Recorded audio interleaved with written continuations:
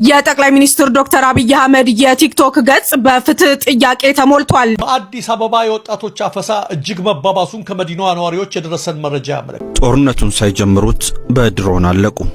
ህወሓት በተደጋጋሚ የድሮን ጥቃት ሰለባ ሆኗል። ቀይ ባህርን የሚቆጣጠሩ የአምስተኛ ትውልድ ጀቶችና ዘመናዊ ሰው አልባ አውሮፕላኖች ዝግጁ ሆኑ። መከላከያ ይፋ ያወጣው ጥብቅ መረጃ። ሰላም ከመላኻትኩም ናይ ወዲ ኩሉ ዩቲዩብ ቻናል ተኸታተልቲ ከምትልም ወደ ሂሳብ በራት ዜናታት ሒዘልኩም መጽለኹ ናይ ዩቲዩብ ሓድሽ ዝኾንኩም ሳብስክራይብ ምግባር ቤተሰብ ሆነና ባና እቲ ብዛዕባ እቲ ኣብ ትግራይ ዘንዲ ኩነታት ህሉ ንሱን ሓቢርና ክንሰምዕና ሰናይ ግዜ ይሁነልኩም። ሓሳብ ርእይቶ እንተለኩም ኣብ ኮሜንት ጻሕፉና። ሰናይ ግዜ። ጦርነቱን ሳይጀምሩት በድሮን አለቁ። ህወሓት በተደጋጋሚ የድሮን ጥቃት ሰለባ ሆኗል። የድሮን ጥቃቱ በህወሓት ላይ እንደበረታበት እየተመለከቱ የህወሓት ደጋፊዎች ህወሓት ጦርነቱን ሳይጀምረው ክረምቱም አለቀ ሰራዊቱም በድሮን አለቀ እያሉ የተቃውሞ ድምጽ እያሰሙ ነው። በህወሓት ላይ ተደጋጋሚ ተቃውሞ የሚቀርበው ለምን ጦርነቱን በክረምት አልጀመረውም ከሚል እሳቤ የመነጨ እንደሆነ እየተገለጸ ይገኛል።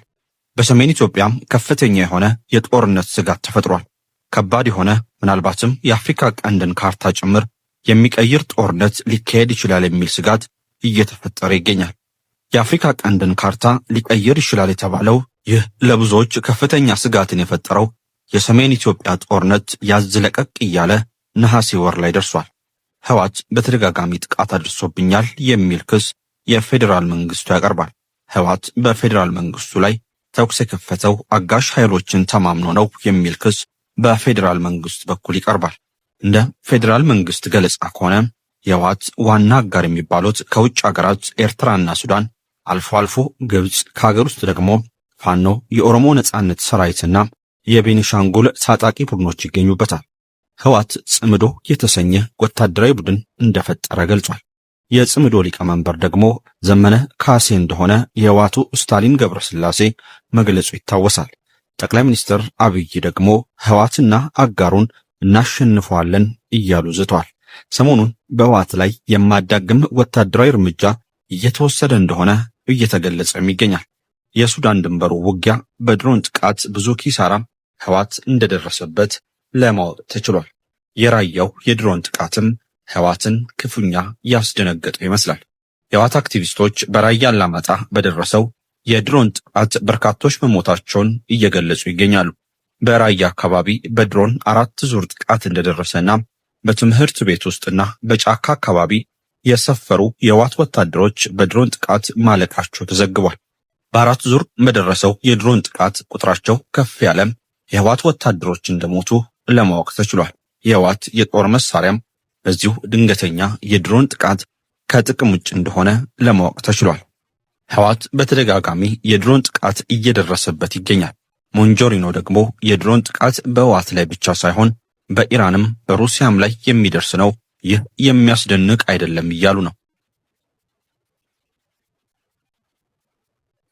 በህወሓት ውስጥ ቁልፍ ሚና ይዘው የሚጫወቱት የህወሓት ምክትል ሊቀመንበር ሞንጆሪኖ ለምን ህወሓት በተደጋጋሚ የድሮን ጥቃት ደርስበታል ተብሎ ሲጠየቁ እኛ በተቻለን አቅም ድሮንን በጸረ ድሮን ተዋጊ አውሮፕላኖችን በጸረ አውሮፕላን ለመከላከል እንሞክራለን።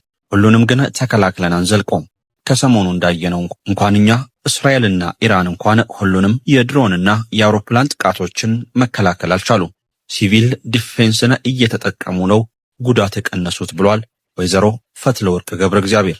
ወይዘሮ ፈትለወርቅ ገብረ እግዚአብሔር ይህን ያሉት ዘበት ንብሔራዊ ብርሰት በተሰኘው የህዝብ ስብሰባ ላይ ቢያንስ በ3 መድረኮች ላይ እንደሆነ አስፋው አብርሃ በማህበራዊ ትስስር ገጹ ላይ አጋርቷል። ህወሓት በድሮን ጥቃት እየደረሰበት ነው። ህወሓትን የሚያግዙት ኃይሎች በዋነኝነት ሱዳንና ኤርትራ ናቸው። የኢትዮጵያ ባለስልጣናት ኤርትራንም ሆነ ሱዳንን በደቂቃ ውስጥ ምናልባትም በአጭር ጊዜ ውስጥ ልናጠቃቸውና ዋና ዋና ከተማቸውን ልንቆጣጠር እንችላለን እኛ ከፈለግን እያሉ ነው። ሁለቱም ሀገራት ማለትም ሱዳንም ሆነች ኤርትራ ደካማ ሰራዊት ያላቸው ናቸው። የኢትዮጵያ መከላከያ ሰራዊት እጅግ ጠንካራና ዘመናዊ ጦር በመሆኑም ሁለቱንም ሀገራት ያጥለቀልቃቸዋል የሚሉት ደግሞ በኬንያ የኢትዮጵያ አምባሳደር ባጫ ደበሌ ናቸው። ኤርትራን ማስጠንቀቃቸውና ካላረፈች እንደሚጠቀልሏት መዛታቸውን ቀደም ባሉት ቀናት አጋርተናል። አሁን ደግሞ ሱዳንን በሚመለከት ያጋሩትን መረጃ እዚህ ላይ እናካፍላችሁ። ጀነራል ባጫ ደበሌ የአሁኑ አምባሳደር ሱዳንን በሚመለከት ጦርነቱን አናንዛዛውም ብለዋል። ባጫ ደበሌ ሱዳኖች ጦርነት ይጀምራሉ ብለው ካሰቡ አናንዛዛውም ካሉ በኋላም የሱዳን መንግስት በራሱ ጦርነት ላይ ነው ያለው ብለዋል። የሱዳን መንግስት የራሱን ጦርነት ሳይጨርስ ወደ ኢትዮጵያ የሚያልፍ ከሆነ እድሜው አጭር ነው፣ ይጠፋል። የኢትዮጵያ መንግስት ያለውን ሙሉ አቅምና ኃይሉን ተጠቅሞ መጨረስ ነው የሚፈልገው። እንደ በፊቱ የሚንዛዛበት ምክንያት የለም። ከጀመርክ በአጭር ጊዜ ውስጥ መጨረስ አለብህ። እንደ በፊቱ ምሽግ ይዘህ ደጀን ይዘህ እረፍት አድርገህ እንደገና ላደራጅ ወዘተ በሚል የምትሮጥበት የለም። ውጊያው በቴክኖሎጂ ነው ሲሉም ተደምጧል። ኤርትራ ወታደሯም ታንኳም እንደገባ ተገልጿል።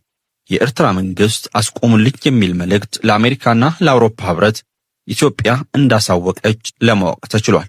በቅርቡ በሶማሊያ የኢትዮጵያ አምባሳደር ሱሌማን ዳደፎ ኤርትራ እስከነ ታንኳ መግባቷን ገልጿል። የኤርትራ መንግስት ከህወሓት ታጣቂዎች ጋር በመቀናጀት ውጊያው በኢትዮጵያ መሬት ላይ ለማድረግ በማቀድ በሌሊት መብራት እያጠፋም ታንኮችንና ከባድ መሳሪያዎችን ወደ ትግራይ ክልል እያስገባ መሆኑ ተጋልጧል።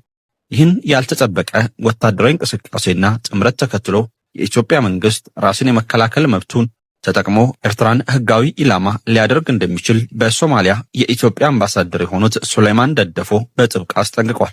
የቀድሞ የህወሓት ፓርቲ አባልና የትግራይ ክልል ጊዜያዊ አስተዳዳሪ የሆኑ የጠቅላይ ሚኒስትር አብይ አህመድ የአፍሪካ ቀንድ አማካሪ አቶ ጌታቸው ረዳም ህወሓት ጦርነት ለመክፈት በዝግጅት ላይ በመሆኑ ኤርትራም ህወሓትን በማገዝ ላይ ስለምትገኝ ትግራይ ክልልን በሳተላይት እየተከታተላችሁ መረጃ እንድታጋሩ ሲሉ ለውጭ ሀገራትና ዲፕሎማቶች ጥሪ ማቅረባቸው ይታወሳል። ጦርነት ሲመጣ ዝም ማለት የጦርነት ተባባሪ መሆን ነው ሲሉም መልእክታቸውን ለውጭ ኃይሎችና ለሀገር ውስጥ ከምቲ ክትሰምዑ ወጸናሕኩም እቲ ሁነታቱም ሕጂውን ተረጋጋሚ መጸልይ ጀኒ ኣብዚ ሕጂ ሰዓት ጽቡቅ ሰማዓል ዘይኮነ ሕማቅ ሰማዓል ዝበዝሕና እስኪ አምላክ ነቲ ሁነታ ዘንያ ኢትዮጵያ ዘንያ ሁሉ መላ ትግራይውን ሰላም እስኪ ይፍጠረናልና ናብቲ ዝቕፅል ቪዲዮ እስኪ እንኸይድ። በአዲስ አበባ የወጣቶች አፈሳ እጅግ መባባሱን ከመዲናዋ ነዋሪዎች የደረሰን መረጃ ያመለክታል። በአዲስ አበባ ከአንድ ክፍለ ከተማ ብቻ ከ600 እስከ 1000 ወጣት ለመከላከያ ሰራዊት አባልነት አምጦ የሚል መመሪያ በመውረዱ አፈሳው ከወትሮ በተለየ መልኩ እጅግ ተባብሶ መቀጠሉ ነው የመስተዳድሩ ምንጮች የገለጹት። ከከተማው መስተዳድርና ከበላይ ባለስልጣናት እያንዳንዱ ክፍለ ከተማ ከቻለ አሳምኖ ካልቻለ ደግሞ በግዳጅም ቢሆን ከ600 እስከ 1000 ያህል ወጣት እንዲያመጣ የሚል መመሪያና ኮታ መውረዱ ተመልክቷል። ባሳለፍነው ሳምንት በመዲናዋ ዙሪያ ባሉ እንደ ሸገር፣ ኬንትሪ፣ ኩሪና ሱሉልታ ከተሞች የሚኖሩ ወጣቶች ከመንገድ ላይ ታፍሰው ወደ ማጎሪያ መጋዘኖች በመወሰዳቸው በአሁኑ ወቅት በከተሞቹ የወጣቶች እንቅስቃሴ ጨርሶ እንደማይታይ ተገልጿል። ከትናንት ምሽት ጀምሮ ደግሞ በአዲስ አበባ በዱከምና በአቅራቢያ አካባቢዎች ፖሊሶችና ሚሊሻዎች ያገኟቸውን ወጣቶች በዱላ ጭምር እየደበደቡ በኃይል ወደ መኪኖች ላይ በመጫን እያፈሱ ይገኛሉ። በአዲስ አበባ በአፈሳ ምክንያት በሚሊሻዎች ተደብድበው ሕይወታቸው ካለፉት ወጣቶች መካከል ይህ በምስሉ ላይ የሚታየውና በቅርብ ቤተሰቦችን ለመጠየቅ ከአሜሪካ የመጣው ጳውሎስ አምባቸው የተባለ ወጣት ይገኝበታል።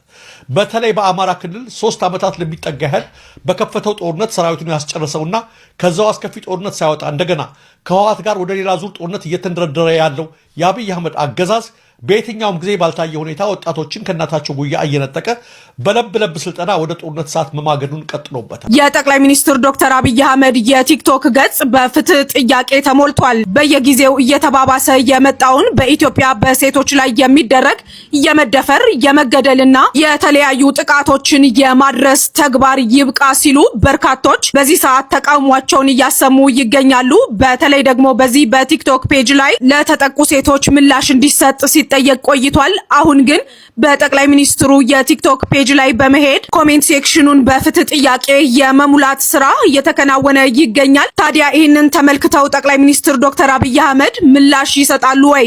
ቀይ ባህርን የሚቆጣጠሩ የአምስተኛ ትውልድ ጀቶችና ዘመናዊ ሰው አልባ አውሮፕላኖች ዝግጁ ሆኑ። መከላከያ ይፋ ያወጣው ጥብቅ መረጃ። የህወሓት ሚስጥር በሰራዊቱ ተጋለጠ። የኤርትራና የሱዳን ጦር በሸረሪናው ከባድ ውጊያ። ስለ ጦርነቱ ከታጣቂዎችና ከሰብአዊ ተቋሙ የተሰማው ጉድ።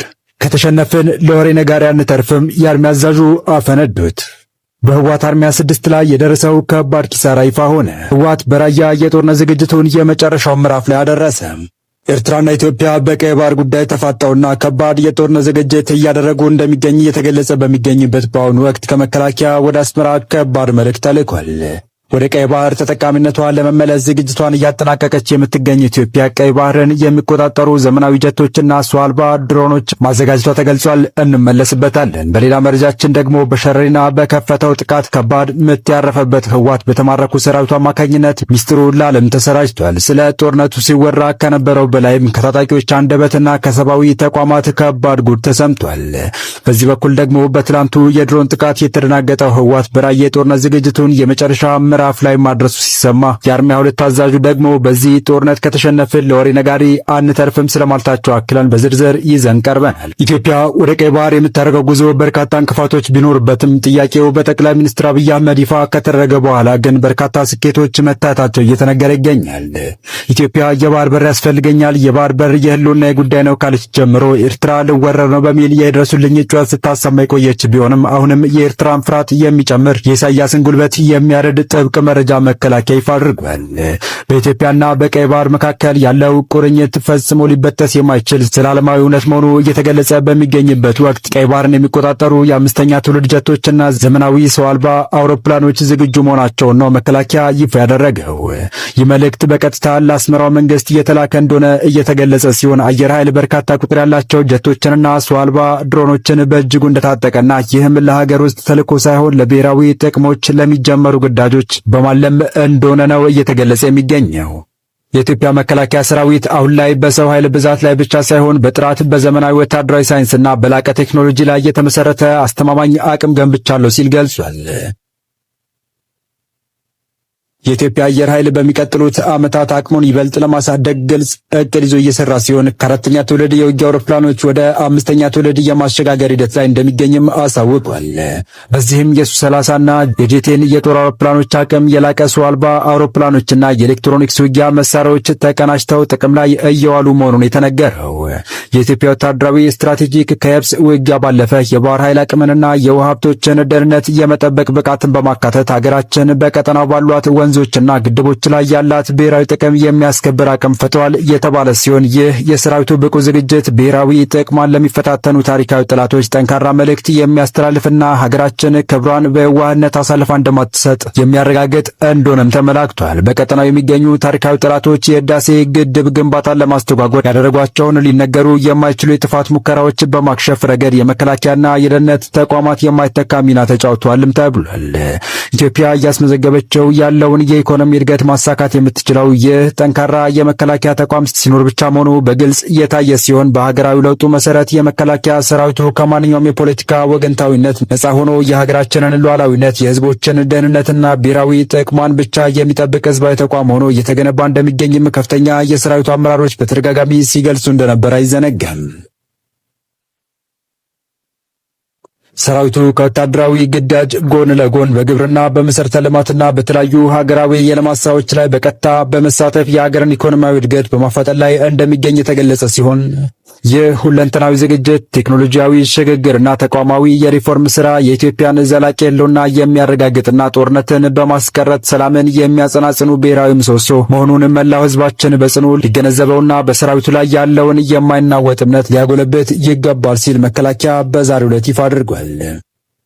በቀጣይ መረጃ ሐምሌ 25 ለ23 ሰዓታት እንደቆየ በተነገረለት የህወሓት ኃይሎች ከሱዳን በመነሳት በመከላከያ ላይ በሸረሪና ስለከፈቱት ውጊያ በመከላከያ የተማረኩ የህወሓት ታጣቂዎች አስገራሚ ምስክርነትን ሰጥተዋል። በሸረሪና ግንባር የተካሄደ ውጊያ በሺዎች የሚቆጠሩ የህወሓት ታጣቂዎች ያለምንም ተጋድሎ እጃቸውን በመስጠታቸው ለውጊያ ሳይሆን ለመማረክ ብቻ ነው ወይ የመጡት የሚያስብል ክስተት ሆኗል። ይህንን አስገራሚ ሁኔታ ተከትሎ ኤፒ የተማረኩትንና ወደ ሱዳን የሸሹትን ታጣቂዎች በማነጋገር ሰፋ ያለ ዘገባ ይዞ ወጥቷል። በዓለም አቀፍ ሚዲያዎች በስፋት እየተሰራጨ ባለው የቪዲዮ ምስልና ዘገባ መሰረት አብዛኞቹ የህወሓት ታጣቂዎች ምንም አይነት የውጊያ ፍላጎት እንዳልነበራቸውና ጦርነቱ በምን ዓላማ እንደሚካሄድ እንኳን እንደማያውቁ በግልጽ ተናግረዋል። ከተማራኪዎቹ አንደበት እንደተገለጸው የመከላከያ ሰራዊት ከየት እንደመጣ ሳናውቅ በድንገት ከበበን፣ እኛም በቀላሉ ተማረክን በማለት ሁኔታው ምን ያህል ያልታሰበ እንደነበር አስረድተዋል። ከዚህም በተጨማሪ ጦርነቱ እንዴት እንደተጀመረ ለጋዜጠኞች ሲያብራሩ እኛ የትግራይ ታጣቂዎች የመተኮስ ፍላጎት አልነበረንም፣ ነገር ግን አብረውን የነበሩ ሌሎች የውጭ ዜጋ ታጣቂዎች መተኮስ በመጀመራቸው የተኩስ ልውውጥ ሊጀመር ችሏል ብለዋል። በዚህ ድንገተኛ የተኩስ ልውውጥና ፈጣን የመከላከያ ከበባ ምክንያት አብዛኛው የህወሓት ሰራዊት ለመዋጋት ከመሞከሩ ይልቅ እጁን መስጠት መርጧል። የተወሰኑት በተለያዩ አቅጣጫዎች ድንበር አቋርጠው ወደ ሱዳን እየሸሹ ሲሆን በሺዎች የሚቆጠሩ ታጣቂ ግን ያለ ከባድ ውጊያ በመከላከያ ሰራዊት እጅ መግባቱን ዘገባው አመልክቷል። ታጣቂዎቹ የውጭ ዜጋ በማለት የገለጿቸው የየት ሀገር ዜጎች እንደሆኑ በግልጽ ባይጠቁሙም የሱዳንና ኤርትራን ጨምሮ ለከባድ መሳሪያ እየተቀጠሩ የሌሎች ሀገር ዜጎች ሊኖሩ እንደሚችል እየተነገረ ይገኛል።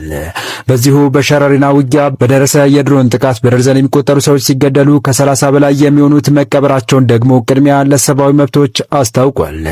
በሸረሪና አካባቢ በተፈጸመ የድሮን ጥቃት በደርዘን የሚቆጠሩ ሰዎች የተገደሉ ሲሆን ከ30 በላይ የሚሆኑ ደግሞ በከተማዋ መድኃኔዓለም ቤተክርስቲያን መቀበራቸውን የዓይን ምስክሮችን እማኝ አድርጎ ቅድሚያ ለሰብአዊ መብቶች ኢትዮጵያ ገለጸ።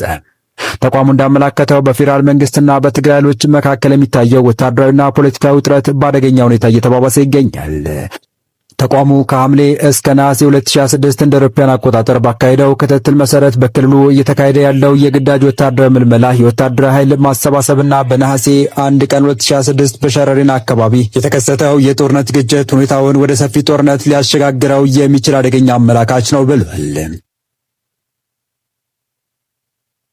በቀጣይ መረጃ በራያ አላማጣ በተወሰደ ከባድ የድሮን እርምጃ ከፍተኛ ኪሳራ እንዳስተናገደ እየተነገረለት የሚገኘው የህወሓት ጦር ተጨማሪ ታጣቂዎች ወደ ራያ ቆቦና አካባቢው በእግር እንቅስቃሴ ማስጀመሩ ተነግሯል። የህወሓት ታጣቂዎች ትላንት አመሻሹን አዲስ የእንቅስቃሴ አቅጣጫ በመያዝ የእግር ጉዞ መጀመራቸውን ከአካባቢው የተገኙ መረጃዎች አመልክተዋል። ታጣቂዎቹ የቆቦን የግራ መስመር በመተው ወደ ዞብል ተራራ፣ ቦርቦራና ጎብዬ መስመርን የመያዝ እንቅስቃሴ እያደረጉ ይገኛሉ ተብሏል። ይህም በ2013 ዓ.ም ክረምት ወቅት በነበረው ጦርነት የተጠቀሙበትን ወታደራዊ ስልት እንደገና ለመድገም ያለም ይመስላል የተባለው። በትናንትናው የድሮን ጥቃት የህወሓት ጦር ከባድ ድንጋጤ ውስጥ እንደገባ እየተገለጸ ሲሆን በዚህም በአሁኑ ሰዓት የ43ኛ ታጣቂ ክፍል በከፍተኛ ፍርሃት ተውጦ በተራራ ላይ ወደሚገኝ ምሽጎች አፈግፍጓል የተባለው። ከፊት ለፊታቸው የአፋር ሚሊሻና የመከላከያ ሰራዊት ተደቅኖባቸዋል። ከነዚህም በተጨማሪ የነጻው መሬት ኃይል ቲፒኤፍ በስፍራው ፊት ለፊት ይገኛል ሲሉ የአካባቢው ምንጮች ገልጸዋል። በተፈጠረባቸው ከፍተኛ ድንጋጤ የተነሳ ከባድ መሳሪያዎቻቸውን ይዘው እየሸሹ ይገኛል ሲሉ ያከሉት ምንጮች በተጨማሪም ጥቃት ይደርስብናል በሚል ስጋት መሳሪያዎቹን ያለማቋረጥ ከአንድ ቦታ ወደ ሌላ ቦታ እያዘዋወሩ እንደሚገኝ ገልጸዋል። አርሚ 26 በትላንትናው ዕለት ጥቃታቸውን ለመጀመር አቅድ የነበረ ቢሆንም በታጣቂው ክፍል ላይ የደረሰው አውዳሚ የድሮን ጥቃት እቅዳቸው አጨናቅፎ በእጅጉ አስደንግጧቸዋል የተባለው ህወሓት በራያ የጦርነት ዝግጅቱን ወደ መጨረሻ ምዕራፍ እያደረሰ እንደሚገኝ የተገለጸ ሲሆን በዚህም በሁሉም አካባቢዎች የሚደረጉ ስብሰባዎች ከቀትር ወደ ማታ እንዲሸጋገሩ ትዕዛዝ ተሰጥቷል። ለራያ ዘቦ 1000 ሊትር ነዳጅ እና ለመሆኒ ከተማ 3000 ሊትር ነዳጅ እንዲከፋፈልም ገልጿል። እንስሳትን ጨምሮ የስንቅ አቅርቦት፣ ውሃ የሚያቀርቡ ቦቢዎች እንዲሁም ለቀብር የሚያስፈልጉ ቁሳቁሶች እስከ ነሐሴ 10 2018 ዓ.ም እንዲዘጋጅ ለሁሉም አመራሮች ትዕዛዝ መስጠቱም ታውቋል። በዚህ መሃል በራያና አላማጣ ከቀበሌ አስተዳደር ጀምሮ ያሉ ሁሉም መዋቅራዊ አመራሮች የጥፋት ቡድኑን ክደው ወደ ነጻው መሬት ቲፒኤፍ ገብተዋል ሲሉ ምንጮች እየገለጹ ነው። በዚህም እያንዳንዱ የህወሓት ጦር እንቅስቃሴ ጥቆማ ለቲፒኤፍ በቀጥታ እየደረሰ ይገኛል የተባለው። አሁን ላይ በአካባቢው ግጭት ቀስቃሽ ምልክቶች እየታዩ ነው ሲሉ ነዋሪዎች የገለጹ ሲሆን የህወሓት አርሚ 2 አዛዥም በአሁኑ ጦርነት ከተሸነፍን ለወሬ ነጋሪ አንተርፍም ሲሉ ከባድ መልእክት ማስተላለፋቸው የመጪው ጦርነት ከባድነት ያንጸባረቀ ተደርጎ ተወስዷል። በአሁኑ ጦርነት ከተሸነፍን አንድም የትግራይ ሊቅ በህይወት አይተርፍም ሲሉ አዲሱ የአርሚ 22 አዛዥ ገለጹ። አሁን የሚገጥመንን የህልውና ጦርነት በአሸናፊነት ካላጠናቀቅነው አንድም የትግራይ ሊቅ በህይወት አይተርፍም፣ ይልቁንስ መቀጣጫ ሆኖ መራራ ዋጋ ይከፍላል ሲሉ አዲሱ የአርሚ 22 አዛዥ ኮሎኔል ገብረ እግዚአብሔር ገብረ ሰላማ ገለጹ። ቀደም ሲል የአርሚ 22 አዛዥ የነበሩትና አሁን የክልሉ ፖሊስ ኮሚሽን ምክትል ኮሚሽነር ጀነራል ሆነው የተመደቡትን አወዛጋቢው ኮሎኔል ገብረ ስላሴ በላይን ተክተው አርሚ 22ን እንዲያዙ የተመደቡት ኮሎኔል ገብረ እግዚአብሔር ገብረ ሰላማ ይህንን ያሉት ሰሞኑን ሲካሄድ የሰነበተው ህዝባዊ ኮንፈረንስ በመቀለ ከተማ የማገባዳጃ ፕሮግራሙን ሲያሳልጥ ባደረጉት ንግግር ነው። ሌሎች የትግራይ ፖለቲኮ ሚሊታሪ አመራሮች ሰሞኑን እንደሚያደርጉት ሁሉ ኮሎኔል ገብረ እግዚአብሔርም ከህወሓት የተለየ የፖለቲካ አሰላለፍን መርጠው በአዲስ አበባ የሚገኙ የቀድሞ ጓዶቻቸውን በነገር ጎሸም ሲያደርጉ የተደመጡ ሲሆን በዚህ ንግግራቸው የኛዎቹ ባንዳዎች ዲያቆን ዳንኤል ክብረትን በብዙ ጥፍ በልጠውታል ሲሉ ተሳልቀዋል።